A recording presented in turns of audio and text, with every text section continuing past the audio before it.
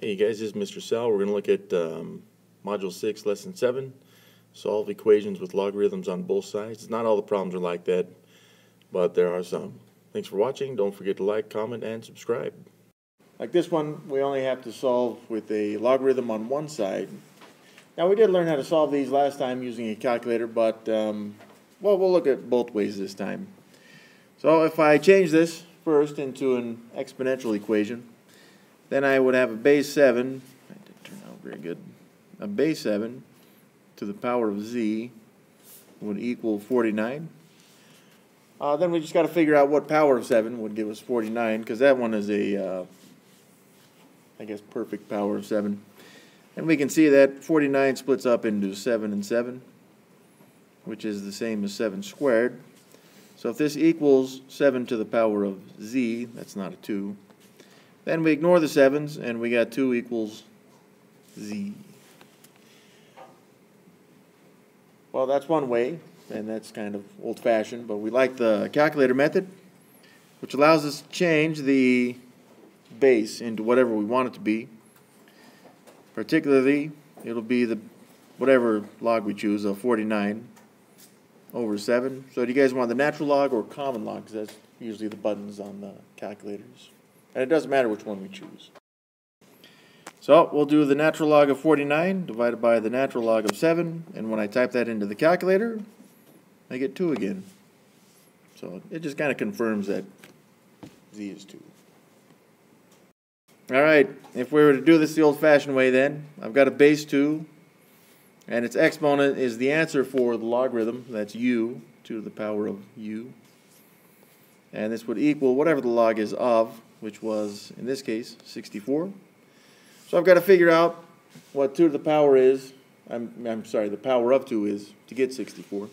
So we're going to start splitting up the 64. Well, again, we'll divide it by 2 because that's our base. And that would be 2 and 32, which splits up into 2 and 16, which splits up into 2 and 8, which splits up into 2 and 4, which splits up into 2 and 2. So I've got a 64, which breaks down into only 2's, which is good, because then 64 becomes 2 to the power of 1, 2, 3, 4, 5, 6 2's. And this is still equal to 2 to the power of u. Well, now that the bases are the same, again, we can ignore that, and we just focus on the exponents. If they can be the same, then we'll have the same values there. So 6 equals u. And again, we could have used the calculator method and found the same answer on that. So. Alright, here we go. Again, we could use the calculator method or the old-fashioned method, but it's up to you guys. Okay, so my base here is a 3. And again, the log is equal to z. That's our exponent in exponential form. And this would equal, then, whatever was the log of, and that's 1 over 729. Well, it's a fraction, which may seem like it's a little bit worse on this. I don't know. It really depends. Here's what well, let me think. Let's do that. Alright, let's flip that then. So it'd be 729 now, because it's flipped, but it has an exponent of -1. Right? Now this equals 3 to the power of z. Again, the main idea here is that we get the bases the same, which allows us just to focus on the exponents. So I'm going to look at 729. We'll do it over here because we're going to need the space. And again, we're looking at a base 3, and 729 is divisible by 3, by 243, which breaks up into 3 again, and 81, which is 3 and 27, which breaks up into 3 and 9, which breaks up into 3 and 3. So 729 itself would be 3 to the power of 1, 2, 3, 4, 5, 6 3's, right there. And this was to the power of -1, which equals 3 to the power of z.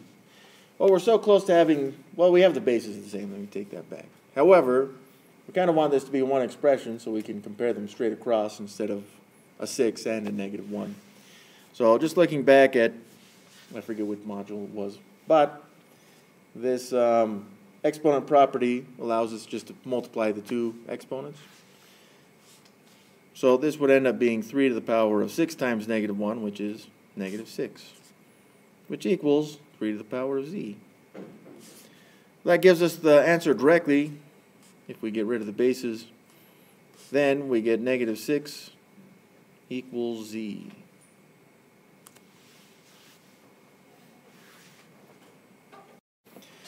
Yeah, let's say that we want to do this in the calculator method. So I'm going to change the bases on these. Last time we used natural logs, so I'm going to use common logs on these. Here's my common logs. Well, what are they? They're the common logs of? And that, again, is what we've changed the bases to, is to a base 10. Well, it's the log of whatever this was the log of, and that was 1 over 729. There we go. And then the log of the denominator is always whatever the base was, and that's 3. So I do need the parentheses, especially with that fraction right there. But if I type this into the calculator, I should get negative 6. All right, let's say that for some reason I hate the common log, and natural log button's easier to find, perhaps, on the calculator. Well, we're changing the base to anything, right? And the common log has a base of 10. But if we wanted to change it to the natural log, which we could do, the difference in the base there is that it's an e base, which was, like we talked about, Euler's constant, right? Well, that'd be the natural log of 1 over 729 over the natural log of 3.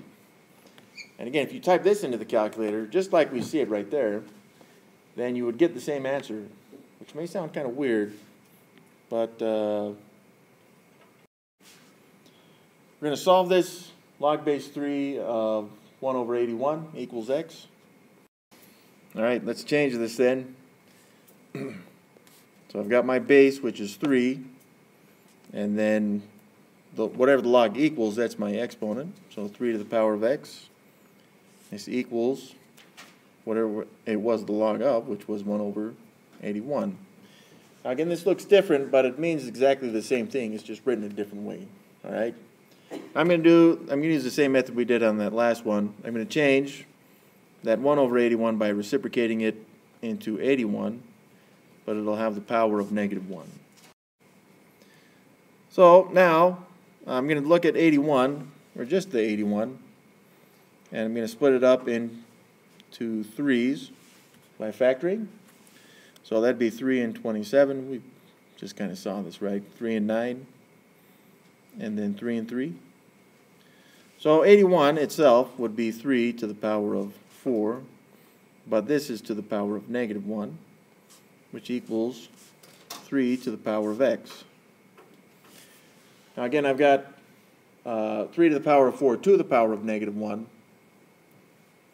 So I'm going to multiply those exponents right there, which gives me just a singular base with an exponent, 4 times negative 1, which is negative 4. And this equals the same base 3, which is what we wanted, to the power of x. So I could ignore that garbage and just look at the exponents. Negative 4 equals x, and we're done.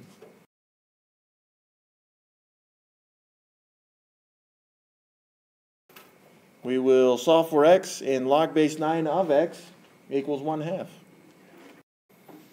All right. So this is the log of an x. So again, the x has kind of changed positions on this, which means that we can't really use the change of base property or rule, or whatever you want to call it, in order to solve for x in this case, meaning we can't put it in the calculator directly. But if we do change this into exponential form, well, then the base of the exponent would be the base of the log, which is 9.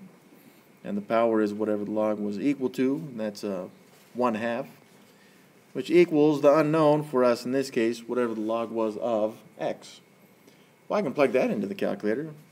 9 to the power of 1/2, you may need parentheses depending on your calculator. And we would find that x equals, call it 3. Now you guys learn more about rational exponents like this later on, even though we've kind of seen them This would be considered a square root. Again, not that we're concerned with that right now, but you'll see it later on.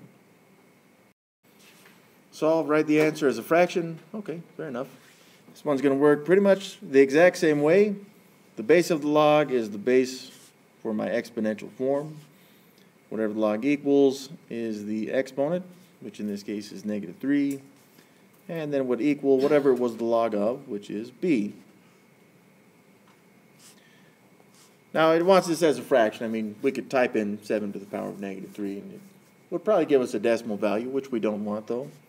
But if I make that 7 over 1, then I can reciprocate it, which is going to change the exponent to a positive. So then I'd have 1 over 7 to the power of 3 equals b. And then I just need to evaluate 7 to the power of 3, which is 1 over, I think it's 343.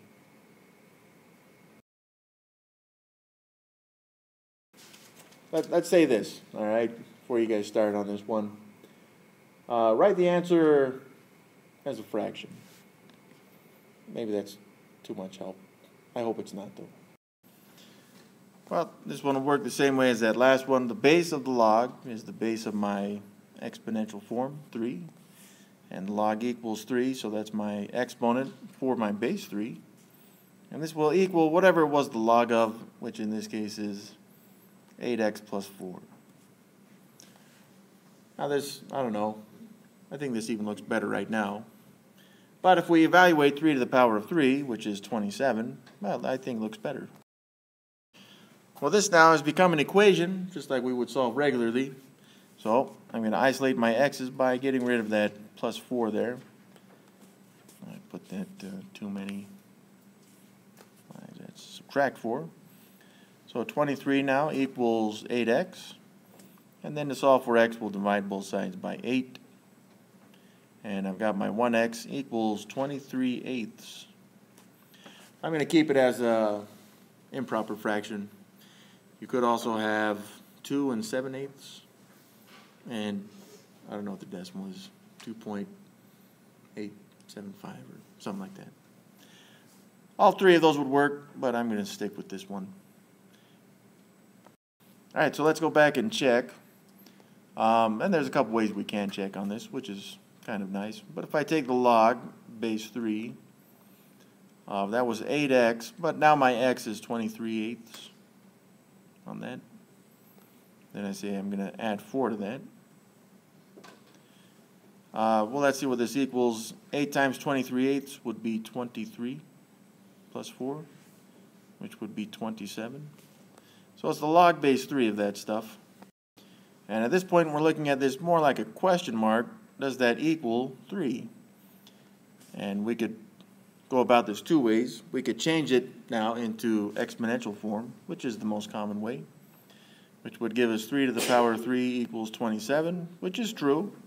3 to the power of 3 does equal 27, which makes that true. Or we can type that into a calculator, log or natural log of 27 over log or natural log of 3. And you get to choose. But in any case, you'll find that it is 3. So that just tells us it's a true statement, and we can check that off. We want an exact answer on this one, so no decimals, which also means we shouldn't type this into a calculator, even though I suppose we could. All right, that's a natural log, so I'm just going to change this into its regular logarithm form, which means it would have a base e of that 6x plus 3. Now, not everyone needs this step because you guys know what the natural log is, and that's okay. But in any case, I'm going to change this now into exponential form from that base e, which is the base for my exponent, and its exponent is 5. That would equal this 6x plus 3. Now again, I'm not typing that into the calculator, otherwise it's going to give me a decimal value, which we don't want. So to solve this, I'm going to have to subtract 3 from both sides. And 3 is not a like term with e to the power of 5, kind of. So we're going to make that 6x equals e to the power of 5 minus 3, but we are solving for x, not 6x. So I would have to divide both sides by 6, which gives me x equals e to the power of 5 minus 3 all over 6.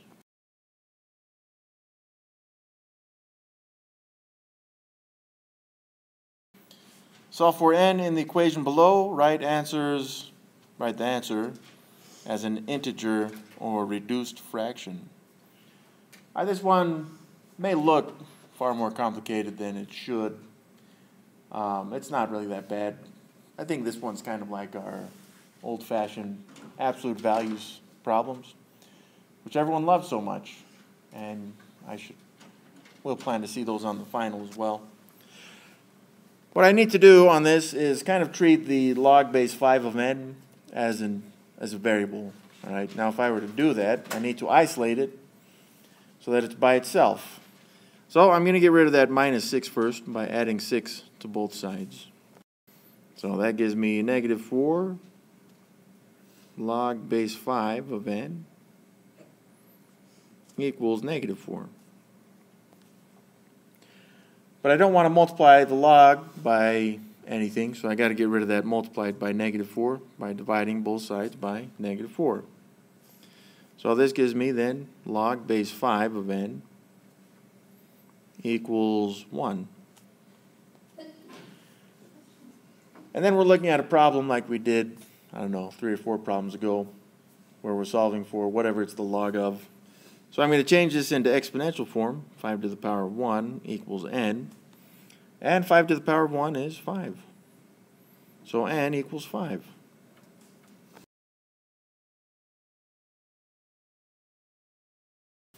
All right, now we're seeing this base or the logs on both sides. The good news is that the bases are the same, and fortunately we're not going to give you guys any problems where they're not the same, at least in these cases.